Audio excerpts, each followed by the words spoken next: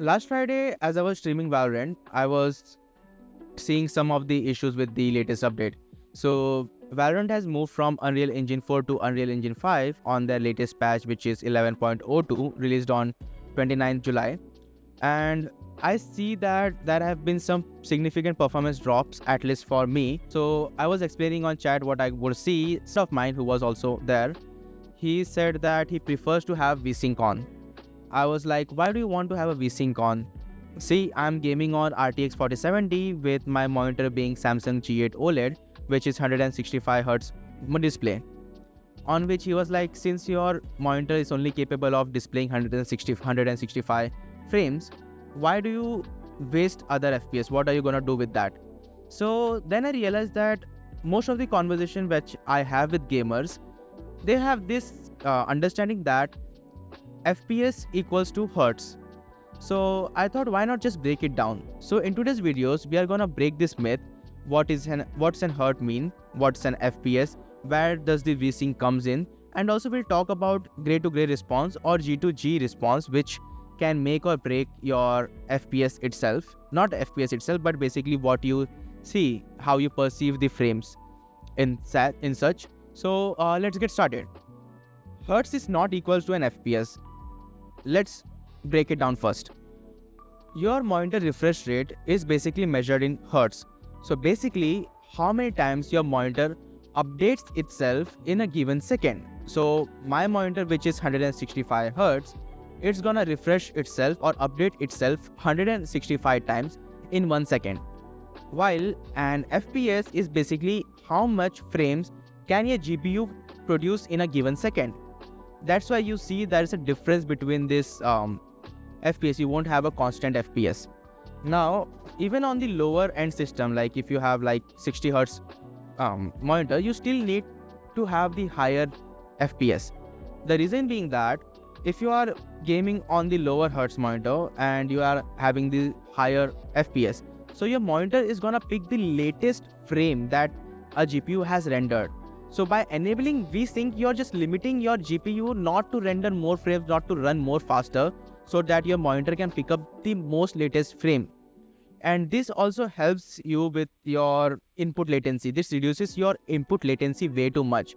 And then you can feel that flick which you see on the higher FPS with decent Hertz monitor as well. So let's get a little bit more technical here. So your GPU basically fills the frame buffer with the frames that it generates, while your monitor has to pick up one frame each refresh cycle. So let's say if you have a lower FPS but higher refresh rate, a certain frame can stay for a longer period of time. But let's say if you are on the lower FPS like 165 and your GPU is outputting higher FPS like 500 FPS something, so your monitor will have multiple frames to pick up, and it will pick up the most recent generated one. So yeah, it will feel much more snappier and faster with the higher FPS at the lower Hertz itself. But if you are enabling a vsync, you will see it will look slower as compared to 500 FPS games itself. So now let's talk about a GTG response time or gray to gray response time. So on an OLED, the gray to gray response time is 0.03 ms. Basically what it means is that how fast can a pixel change its color. So on OLED it is 0.03, which is almost instant. But if you look at the IPS panel or traditional LCDs, they have response time of like 5 ms, 8 ms, 10 ms, and the fastest IPS display has like 1 ms of a response time.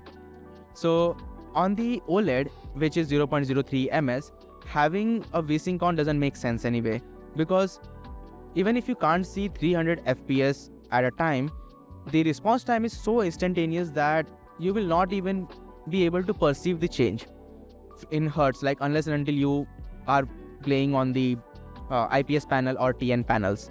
So yeah, the OLED is a cheat code when it comes to faster response time, and everything feels very smooth, and also every flick feels like yes, you are doing the right thing.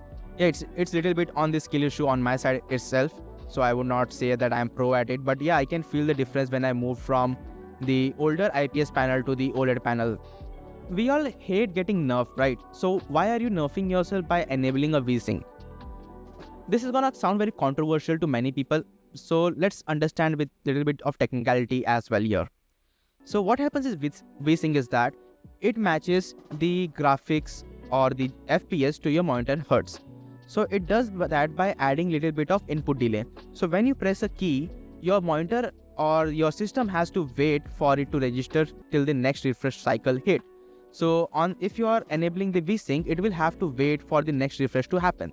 But if you are on the higher FPS, you're not putting the cap, at that time the latest frame will have the latest input itself.